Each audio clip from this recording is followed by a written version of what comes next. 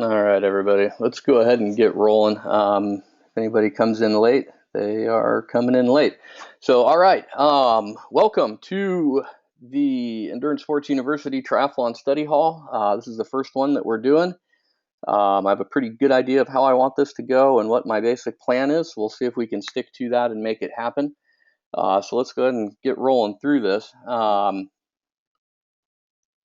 So a little bit about me, for those of you that don't know me, my name is Ryan Reel. I'm the founder and head coach at Endurance Sports University, USA Triathlon Level 2 coach, USA Triathlon Youth and Junior coach, master's degree in exercise physiology, biomechanics, got another master's in organic and biological chemistry, was a USA Triathlon High Performance Team head coach and team director from 2011 to 2015, was a Training Bible elite coach from 2013 until earlier this year, and I decided to head out on my own, and ultimately the founder of Endurance Sports University.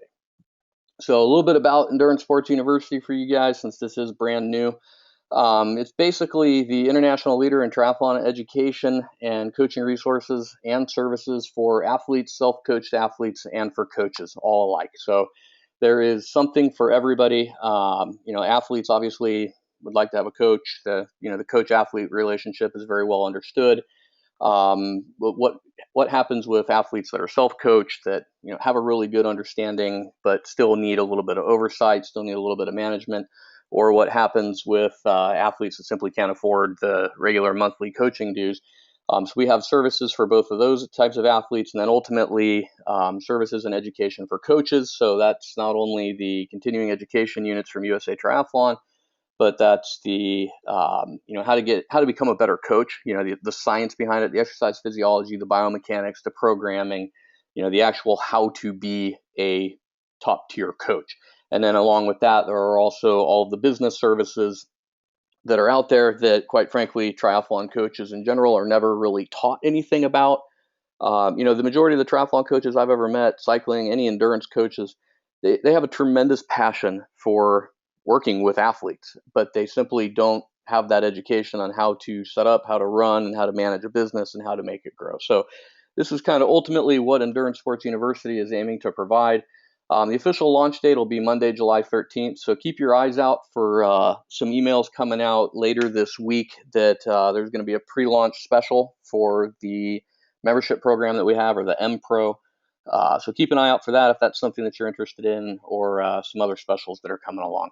So, all right, the agenda for tonight. I'm going to give a short presentation. It's going to last maybe 10 to 15 minutes. I'm going to talk about hydration and electrolytes very briefly, and then ultimately open it up to questions and answers for you guys. So let's go ahead and get into the hydration, dehydration. Ultimately, if you guys have any questions as we're coming along, everybody obviously is muted right now. When I go through the presentation, I'm going to keep everybody muted. Go ahead and ask the questions as you have them.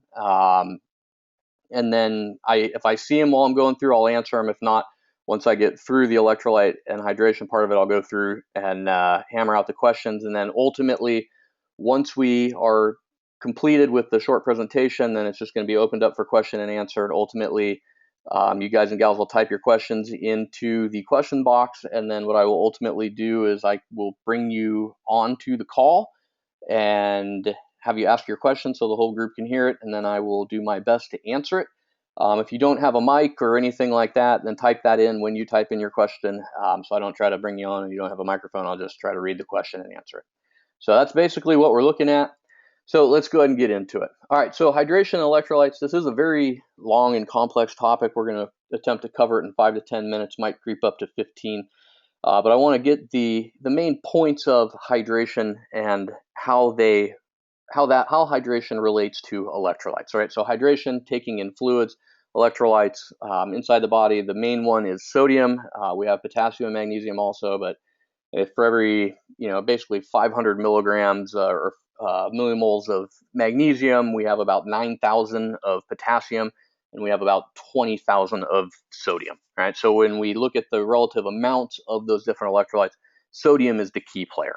All right, so let's go ahead and take a look more closely at this. All right, so the human body in general, and this is one of the main points, the human body is far more concerned about the concentration of the body fluids, not the mass or the weight. All right, the human body does not much care whether you have 5 grams or 15 grams of sodium. The human body doesn't ultimately care whether you have 5 quarts or 10 quarts of fluids in your system. They ultimately care what the concentration is, right? So if we divide the mass by the volume, that ultimately is going to give us our concentration in grams per liter or milligrams per milliliter or whatever it may be, right? So the human body far more concerned about the concentration, not the mass or the weight. All right, so another big term, osmolality, fancy science term there. Basically, what it's meaning is the concentration of the fluids in the body. Right. So when you see the word osmolality, it's just thinking concentration. All right. So when we look at the concentrations of electrolytes inside the body and how we can affect that with hydration, a small increase in osmolality, somewhere about 1%, is going to increase or trigger the release of the antidiuretic hormone, or ADH. Right. Now, what that ultimately is going to do is it's going to prevent your body from losing any more water through urine. All right. And it might have a little bit of a reduction in the sweat rate, but primarily it's going to make it so that you're not going to lose water through peeing. All right. So that's what happens when we have a small disturbance in osmolality, right? So the concentration is now different than what we normally want it to be. All right. So if this isn't sufficient, we have another response to this, right? So if the ADH is not sufficient to prevent the water loss, then the thirst mechanism is going to kick in, right? And what that basically is the threshold is somewhere around 4%. If there's a 4% or more disturbance, your body is going to tell you, hey, I'm thirsty, right? So depending on the time of year and where everybody on the call lives, I know that when I lived in Arizona, if I had to walk down the street to Circle K to grab a bottle of water or whatever it was I'm going to go get, I know that if it's hot enough and I'm walking fast enough, that by the time I'm going to get to Circle K, I'm going to be thirsty, right? So that right here that's a 4% disturbance in osmolality, right? So you can see the threshold for that, not super high, right? It's not, we don't have to go run, we don't have to go do cycling intervals.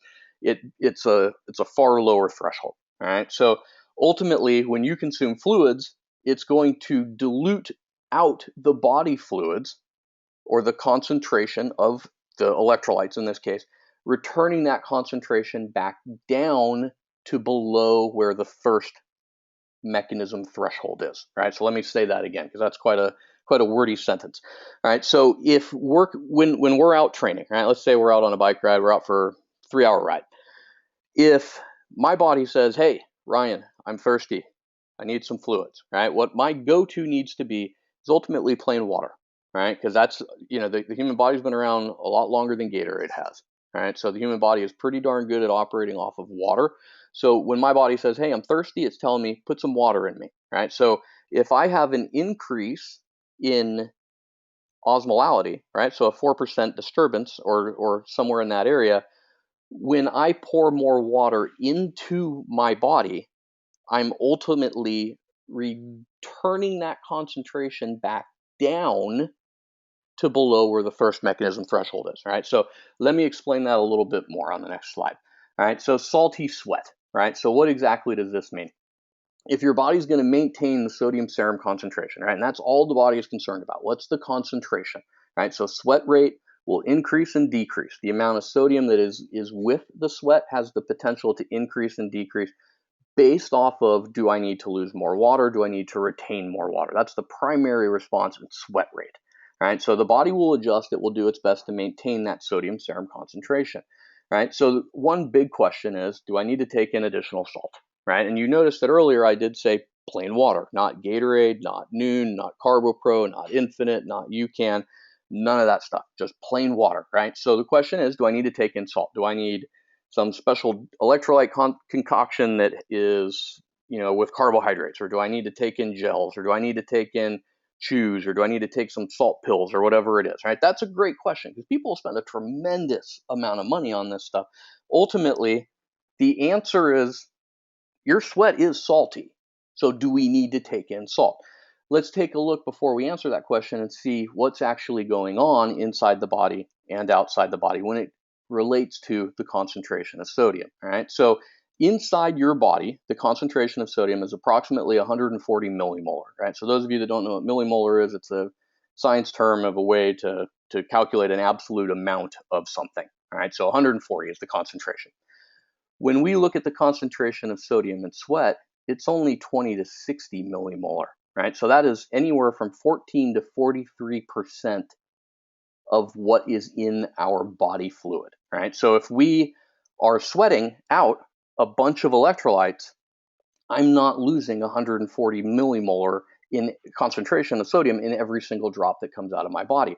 I'm losing somewhere between maybe 20 to 60, right? So basically, if I lose a liter of sweat, it has a far larger effect on volume than it does the solute, right? Volume being the fluids inside of our body, solute being sodium, right? Because I'm losing a lot more water than I am sodium, right? So that's what's actually taking place. So what the heck does that mean? What does that mean to you guys? What, am I sitting here in front of my computer rambling on about, hey, this is some cool science stuff?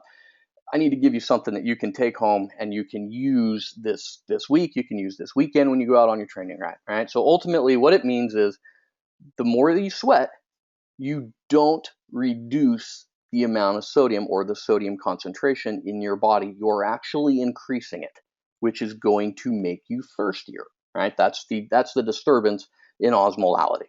All right, so let's take a look at an example of this that'll tie all this together. So let's say that this can that I have up here is a replica of the human body while we're out training. All right, so inside of this can, I'm going to put 10 ounces of water and I'm going to put 10 grams of sodium chloride, right? So all stuff that we can visualize, we can imagine 10 ounces of water sitting in a water bottle, 10 grams of sodium chloride. Got it, right? So there's my 10 ounces of water.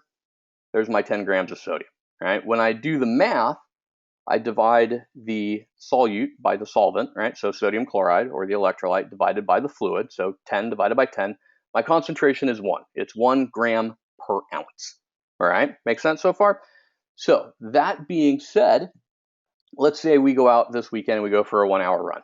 All right, so what happens during the run? We're going to sweat, we're going to lose fluid, we're going to lose electrolytes, right? So let's say that I lose 1 ounce of water from this system while I'm out running for an hour. I'm only going to lose, and let's say that we're a super duper crazy salty sweater, right? I'm only going to lose half a gram of sodium, right? So if I take a look, what does my can or the human body look like after that 1-hour run? I have 9 ounces of water. I have 9.5 grams of sodium, right? So ultimately, if we do that same math as up here on the top, 9.5 grams of sodium chloride divided by 9 ounces of water, that gives my concentration back at 1.05, right? So the question is, have I increased the concentration of sodium or have I decreased the concentration of sodium, right? And ultimately, you can see that the original concentration was 1, the new concentration is 1.05, right? So as I'm sweating, I am creating a situation where my sodium concentration is increasing. That's making me thirstier. What happens then if you grab a big old bottle of some sort of electrolyte concoction and take 2 or 3 gigantic mouthfuls of that? Yes, you're adding more fluid back in, but what else are you adding in? You're adding in sodium, right? So in general, do you need to take in salt? The answer is no, you don't have to, right? Would I, if a client ever came to me and they seem to at least 2 or 3 times a year and we have this discussion, and I explain it to them, and at the end of the conversation, my answer is, if you want to take the salt pills, you can take the salt pills. It's not going to really jack you up unless you do something really strange with the amount of sodium or salt pills that you're taking in. If it's going to give you peace of mind, then by all means, let's take full advantage of that and take the salt pills, right? And ultimately, when the athletes, they get this information from me, they go out and they try it. They'll try it on a 2-hour, 3-hour ride. They'll come back and they'll be like, holy cow, I don't have to spend, $30 on a bottle of whatever electrolyte pills anymore, right? So this is basically what we're taking a look at. This is an example of a system that is showing you graphically how this takes place, right? So what's the bottom line answer, right? You can't lose enough sodium in any real meaningful amount, even if you're a super duper salty sweater, right? You can't lose it from sweat. All right. That being said, if we have, an Ironman, we're going to be out there for 9, 10, 12, 15, 17 hours. If you don't take in any electrolytes for that entire period of time, yeah, you're going to have a problem, right? But I would imagine that if I kicked a poll up here right now and said, hey, how many of you can name a sports nutrition product that doesn't have electrolytes in it?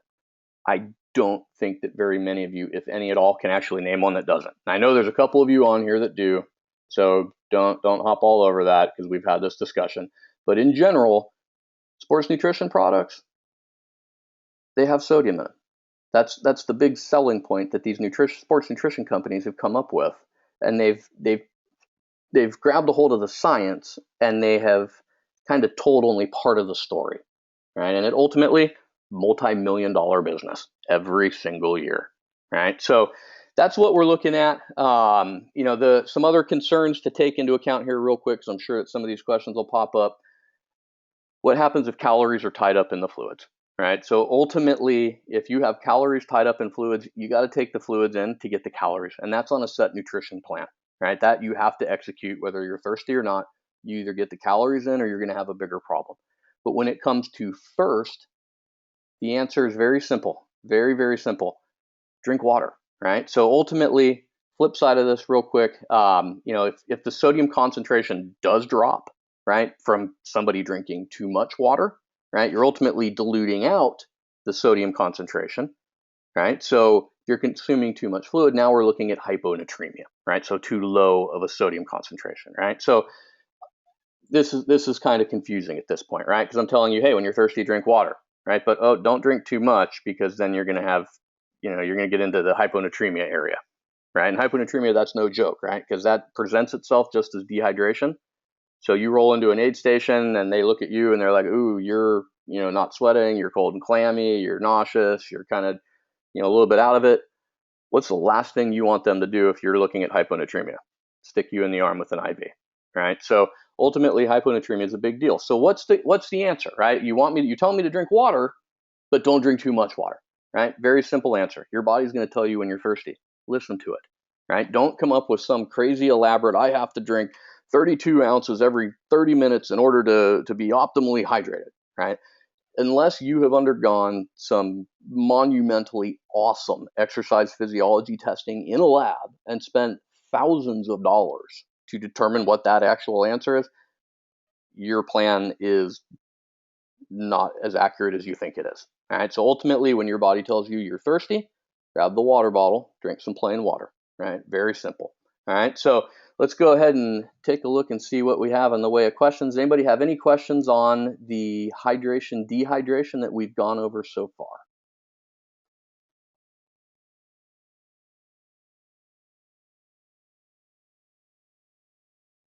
All right. Well, it doesn't look like we have any questions on that. So that means I either did a great job explaining it or everybody promptly tuned out. So let's go ahead and just open this up to any questions that you guys have. Go ahead and type them in the question box, and I'll go ahead and do my best to answer them.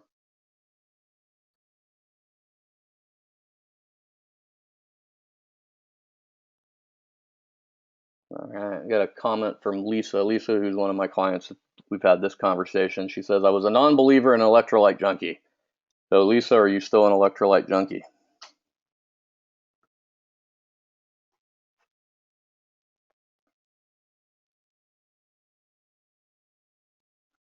All right, guys, any other questions you got? Throw them on in here.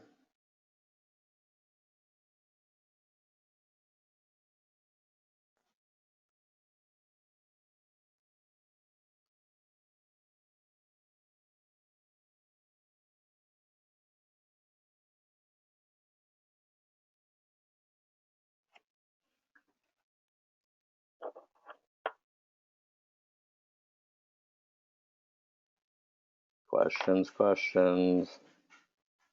Who's got questions?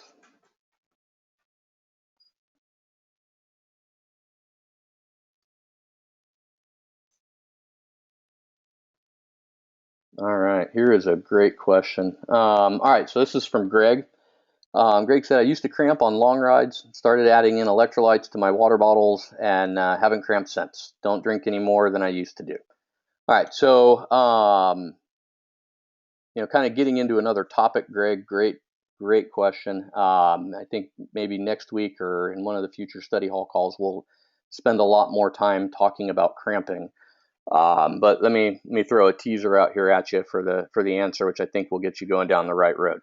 So if we're going to say that electrolytes, the concentration of electrolytes inside the body, is in some way responsible for cramping or for not cramping, right? That seems to be the common mantra that is being put out by the sports nutrition companies, and a lot of people, have had a lot of success with stopping cramping or having less cramping, when they start taking in the electrolytes. But when we take a look at the science, there's some questions that we have to answer to prove or disprove any theory when it comes to cramping.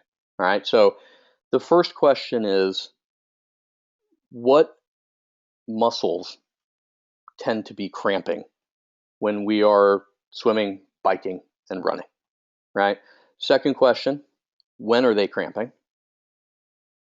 Right. So with those two questions, right, we can kind of start getting into, do the electrolytes really play a role, or are they something that maybe a sports nutrition company picked up on and said, hey, let's push this party line and sell some more electrolytes, right? So let me ask you guys some questions and then I'll ultimately answer them.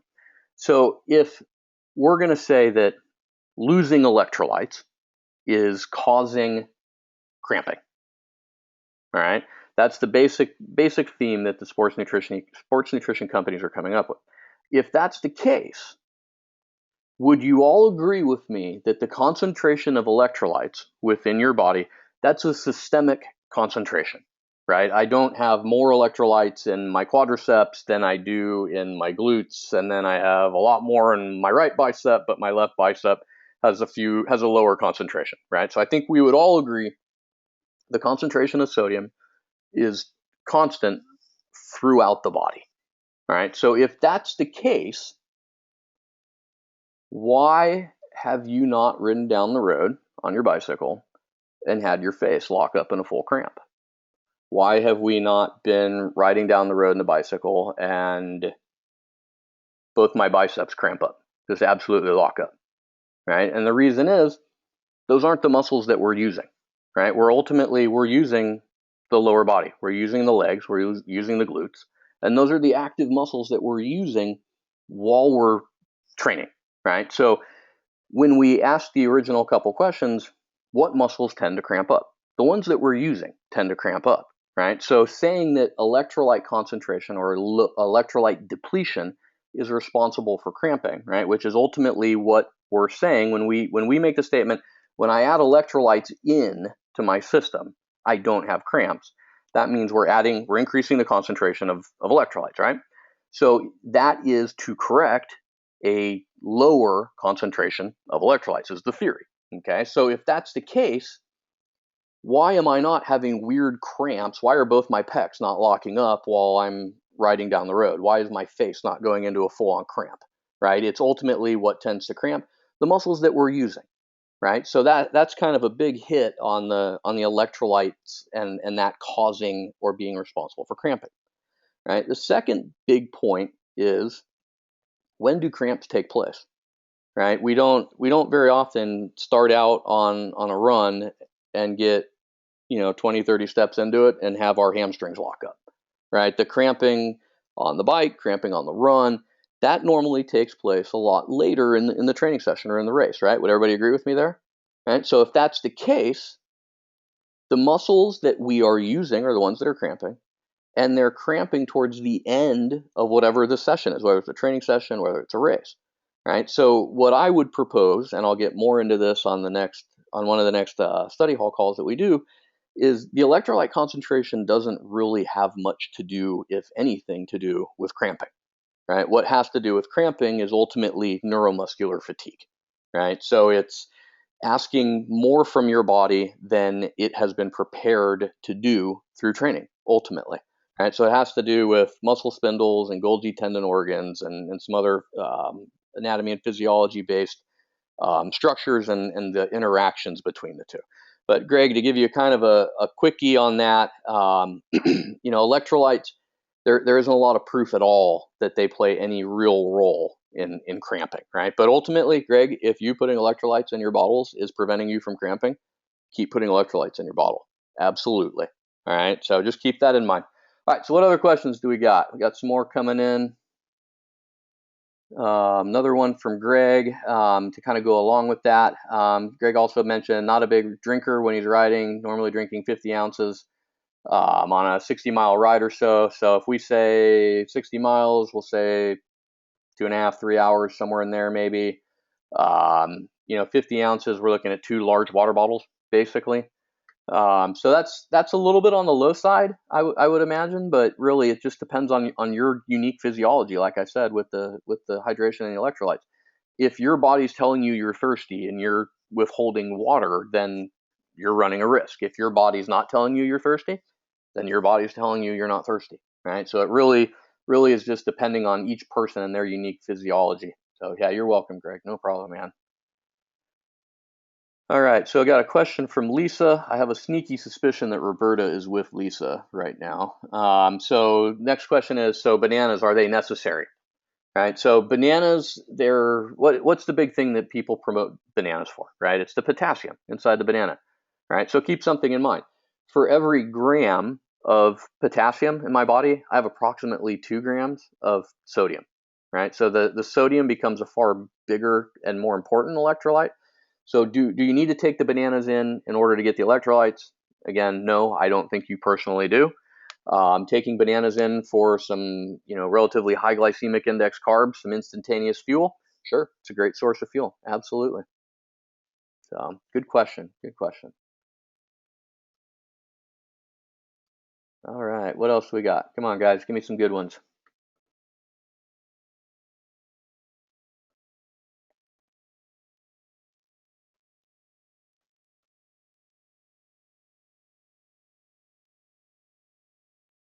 All right, hey Matt. All right. How long does it take before someone gets into or suffers from hyponatremia? Great question, Matt. All right, so basically, hyponatremia is when we have diluted out the concentration of sodium in our body to a point that it becomes critically low, right? And that really that's going to depend on the person. What their sweat rate is, what their physiology is, what their training status is, how well have they trained, how well have they not trained or prepared for an event. Um, Hyponatremia normally is going to take a while to get into. They really first started seeing hyponatremia with marathons, and they were starting to see it in the guys and gals that were out there running, 6, 7, 8 hour marathons, and they basically found that the people that were suffering from hyponatremia were on some sort of hydration plan that was you need to drink a set number of ounces of water or Gatorade or both per hour or per 15 minutes or per 30 minutes. And ultimately, what you had people doing was force feeding themselves water or Gatorade because that's what somebody had told them. And they basically dilute out the concentration of sodium to a point where it presents a very life threatening situation. And there's been quite a few situations that occurred. Majority of them, I believe, were in the 80s, some in the early 90s, where people were dying from running a marathon because they would go out and they were told, hey, you need to replace your fluid. If you lose 10 ounces, you got to take 10 ounces in. So they're chugging water, they're chugging Gatorade, and ultimately, hyponatremia, if I remember correctly, wasn't even really acknowledged as a medical concern until the late 70s or early 80s, because nobody knew what it was.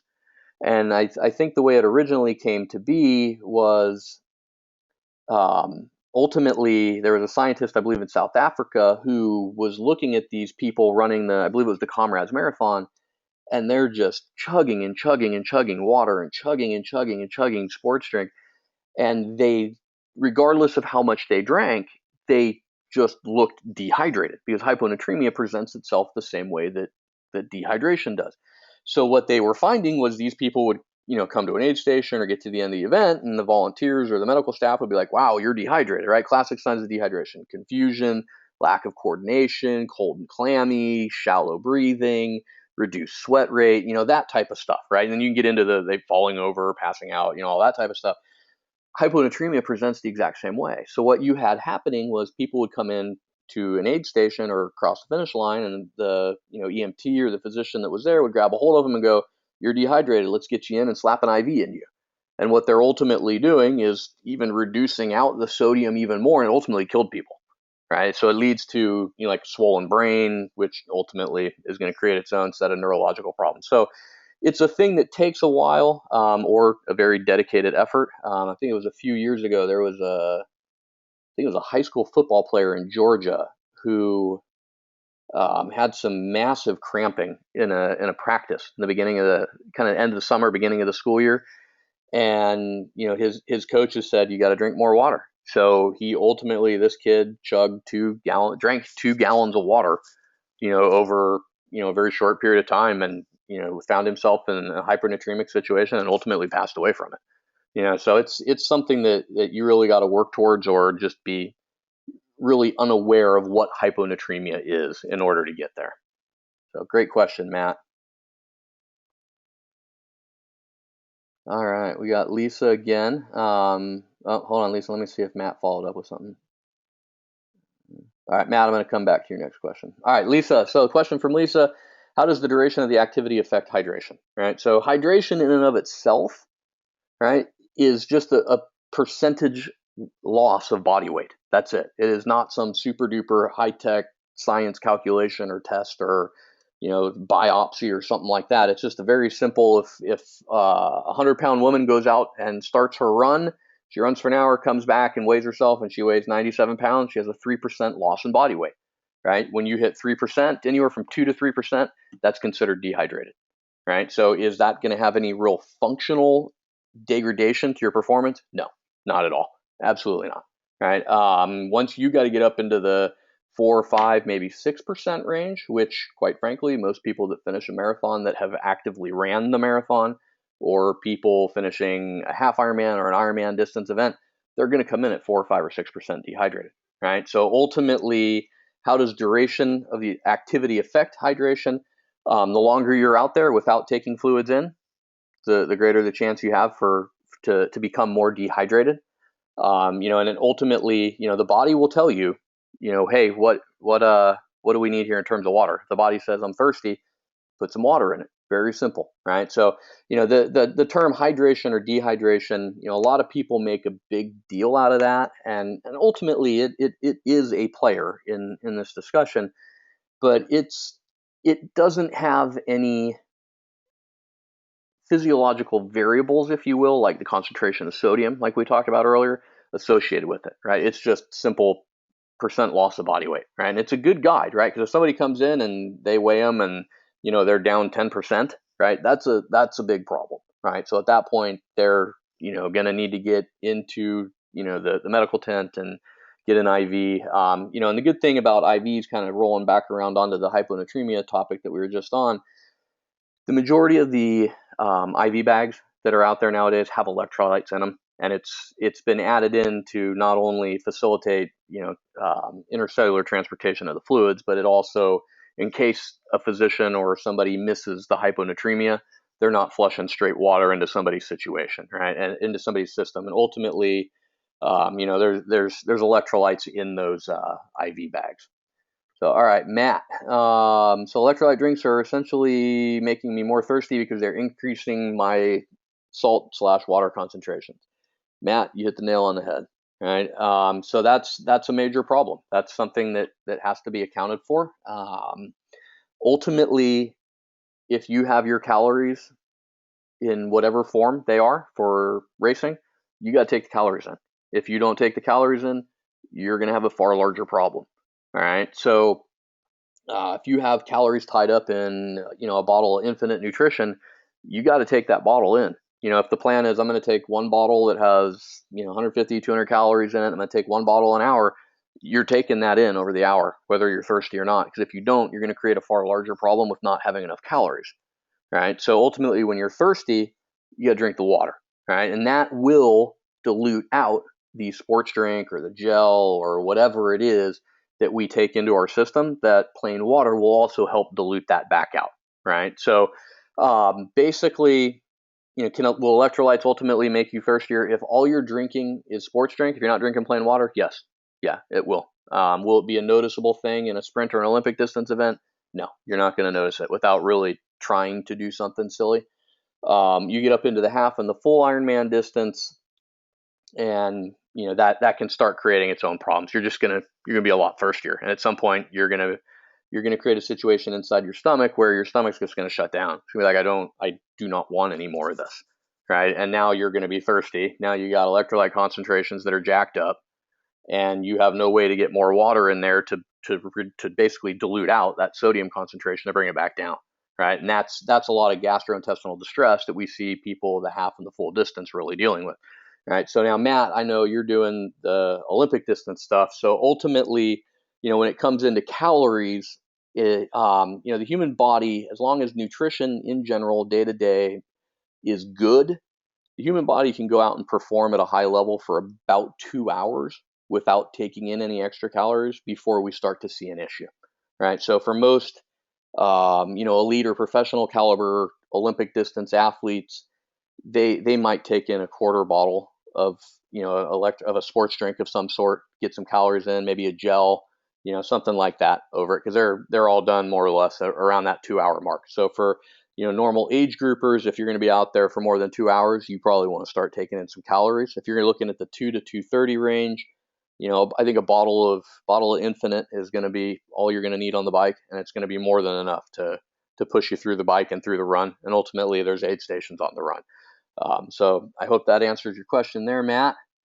So we got another one from Lisa. Do you know what causes nausea on the run or bike, and what the best remedy is to make it go away? I always feel if I eat some pretzels, it should help. It helped morning sickness and pregnancy. Well, I don't know that those two are necessarily related, but let's take a look at it.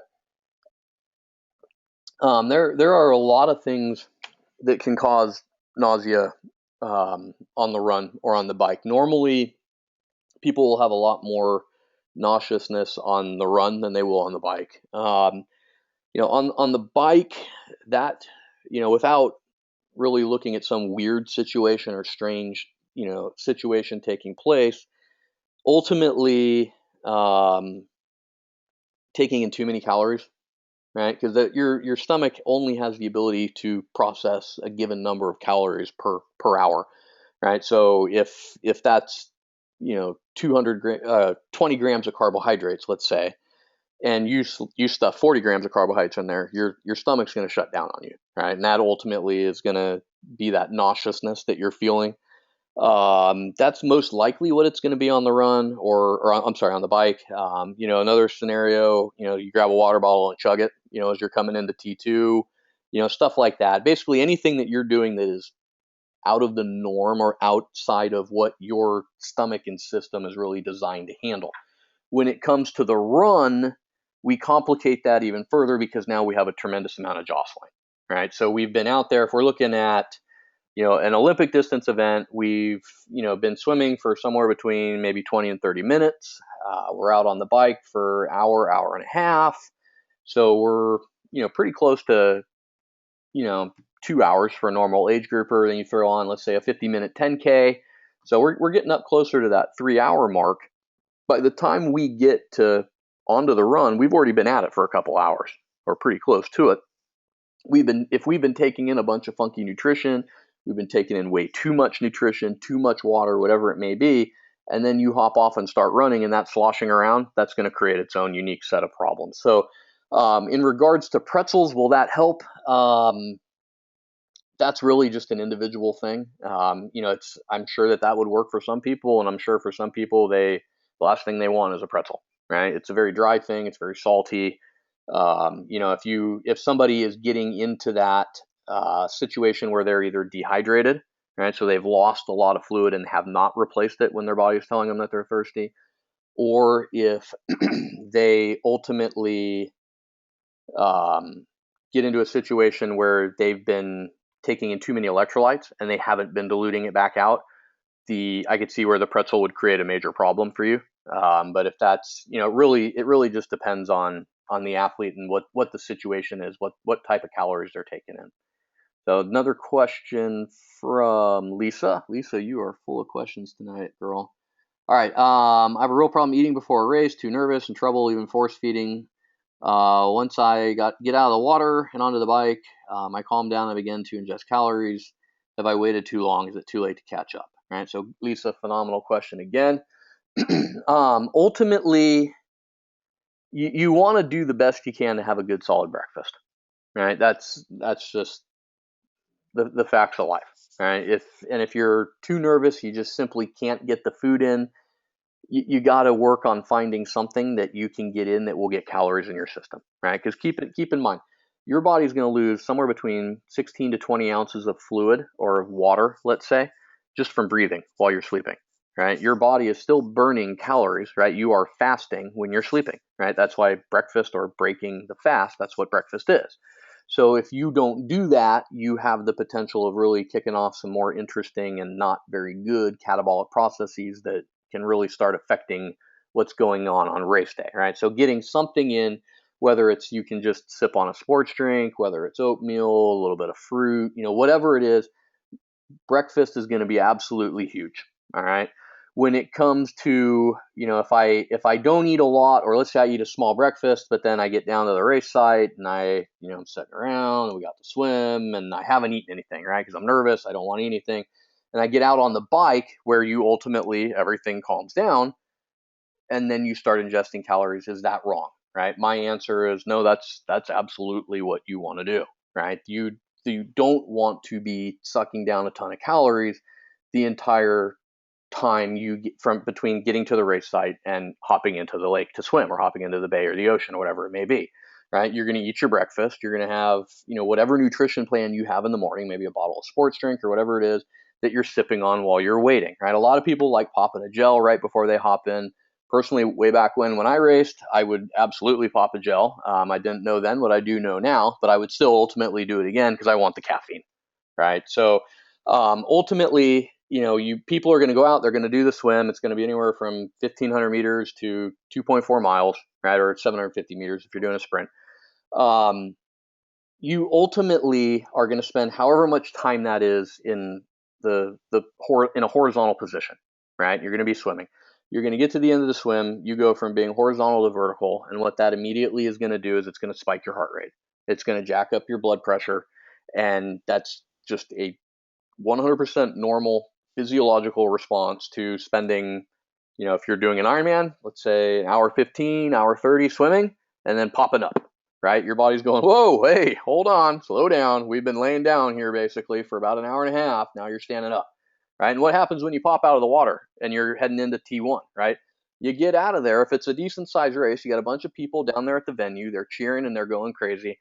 And you guys tell me, does it not really feel like every single person there is cheering specifically for you? It's a pretty awesome feeling. It's one of the best parts of a triathlon, in my opinion, right? So you get out of the water and you're like, all right, we're done with the swim. Let's get on the bike. And you look and there's transition and everybody's cheering you on and you're fired up and you take off running as fast as you can in the transition. What's that doing to your heart rate? Jacking it way up even further, right? So ultimately, if an athlete can, handle the, going from horizontal to vertical without it creating a major issue, can keep control going from swim exit into T1 and getting out on the bike, they're going to be in a better position, right? But ultimately, going from swim to T1, that's one of the coolest parts of a triathlon, I think, right? So ultimately, your question was, if I wait until I get out on the bike to start taking in calories, is that going to be an issue? No, that's absolutely what you should do, right? One very common mistake I see is people will get into transition, especially in an Ironman, they'll start eating in the changing tents. They'll start sucking down gels, chugging on, Infinite or sports drink or whatever it is. Their their stomach is not in a place or not positioned to do its job, right? It's not really capable of it, right? The stomach has to have blood being pumped to it in order to digest the food. When you pop up out of the water and then start hauling into transition, the blood is getting shunted out of the non-critical organs as much as possible so it can get that blood to the muscles that are needing it, right? So if you're going to try to dump a whole bunch of calories in on top of that, that's a great way to shut down your stomach before you've even really gotten settled in on the bike, right? Now, do most people shut down their stomachs before they get in there? No, they don't, right? But in Ironman, half Ironman, longer events, the nutrition, the positives and the negatives, or the good things and the mistakes that people make, they're cumulative throughout the race. right? So a very simple poor decision coming out of T1, you're probably not even going to feel that until you get onto the run, right? But you're going to feel it a lot when you get out onto the run. So ultimately, the advice I would give everybody is get out of the water, get the transition, keep it under control. It's not a sprint. You're not going to win or lose the race going from water to transition. You might lose the race, but you definitely aren't going to win it. Get out, get onto the bike, spend 15 to 20 minutes getting settled in, get your heart rate back down, then start your nutrition plan, right? So that works really well for half and a full Ironman. When we start talking about the sprint distance, the swim is shorter, right? So we're not out there for an hour or an hour and a half or 40 minutes or whatever it is, hopefully.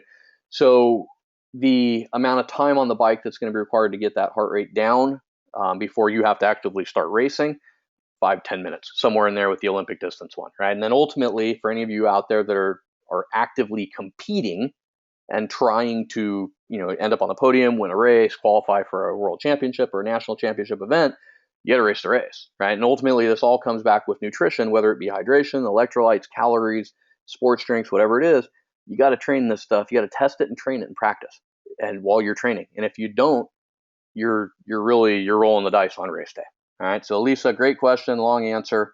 All right, Greg. Another great question from Greg. So for half or full Ironman, might be a good idea to use some solid food for calories instead of just liquid nutrition. Great question, Greg. In general, yes. Getting some solid foods in, it is going to provide some variety for you, and it's just going to be a little more, let's say, slower releasing because the stomach has to actively digest it, right? So if you're eating a power bar or a Cliff Bar or whatever it may be, um, the one thing that everybody needs to keep in mind, especially at the half and the full distance, the more competitive that you are, right? Meaning that the positioning, the faster you are, the higher up you finish. When you are racing at a higher intensity, your stomach is going to have a lot more trouble digesting solid foods, right? So people that are going out to a half or a full Ironman and they want to qualify for 70.3 Worlds, or they want to go to Kona or whatever it may be, chances are if they're going to be somewhere in that 9, 10, 10 and a half, maybe even 11, depending on the race hour range, they're working at an intensity that is probably too high for them to take in very many solid foods, right? So at that point, you're really kind of stuck with liquid because it's just simply your body's going to be able to access it and use it a lot more efficiently. So great question, Greg.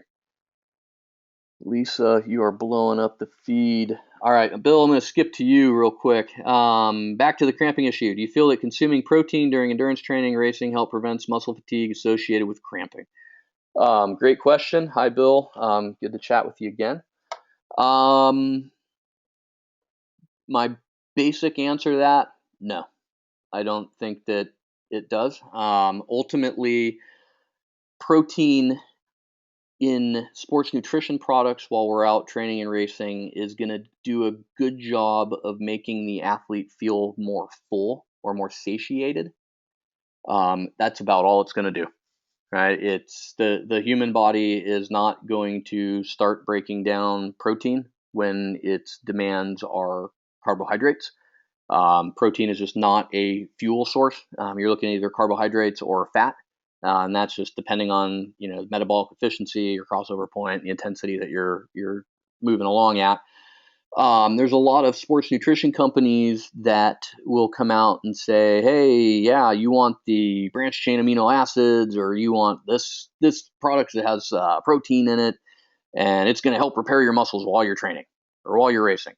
No, it is not. Your muscles are not going to be able to simultaneously do damage to themselves, which is ultimately what is happening when you're out training or racing.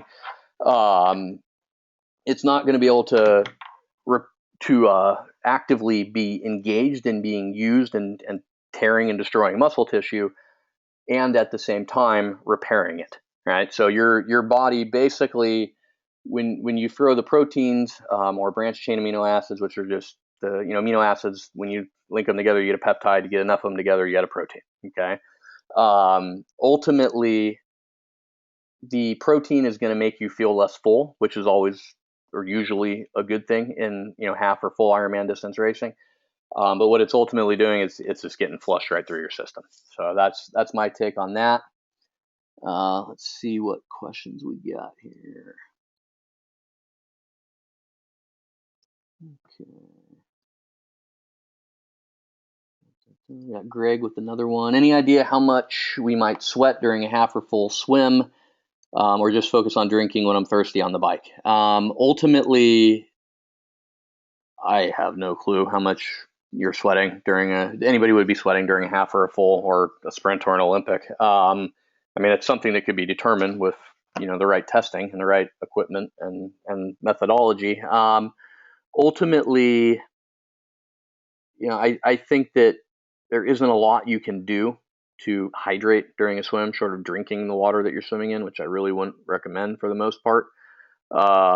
You're ultimately you're gonna lose what you're gonna lose with fluids. You're gonna lose what you're gonna lose with calories. You're gonna lose more calories as a percentage than you will, fluid or in terms of hydration, dehydration.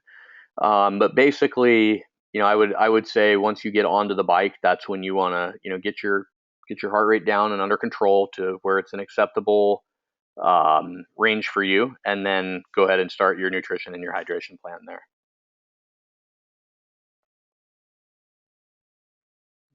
All right, let's see what we got. We're getting down to the end of this. If you guys got any more questions, we've got a few minutes left. Go ahead and pop them in here.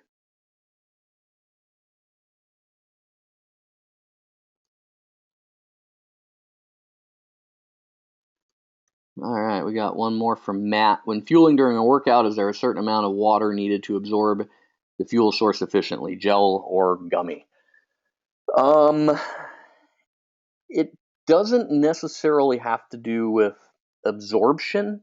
I think I would look at it more as if you, especially with a gel, right? So when you pop a gel, right, ultimately you got 100 to 140, calories that are in there, but you got a tremendous amount of electrolytes, right? Gels are ultimately designed to deliver electrolytes, and hopefully some more of these sports nutrition companies are picking up on this and are going to start reducing the amount of electrolytes inside these gels. But basically, what you're doing is you're taking this gel, you're dumping it into your stomach, and that gel is jam packed full of electrolytes.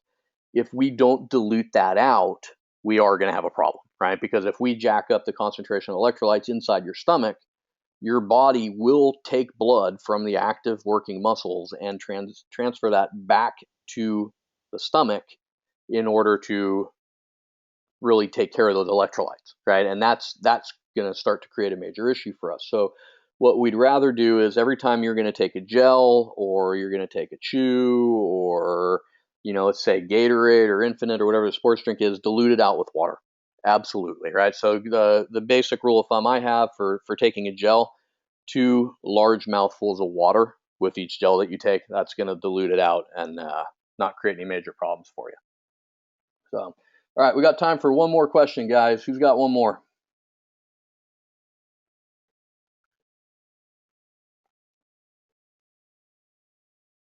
One more.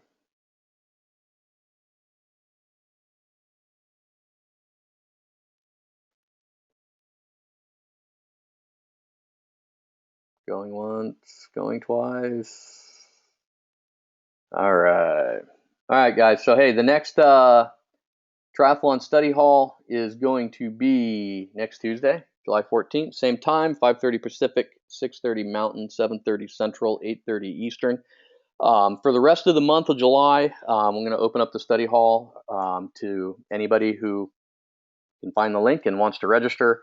Once we get into the August timeframe, the study hall or group coaching calls are ultimately going to be reserved for members of the Endurance Sports University. So keep that in mind. There's going to be a couple, lower priced options that are going to be available if you're finding that these coaching calls are really beneficial to you. So, all right, guys. Hey, thank you everybody for coming. I really appreciate it, and I will see you guys next time.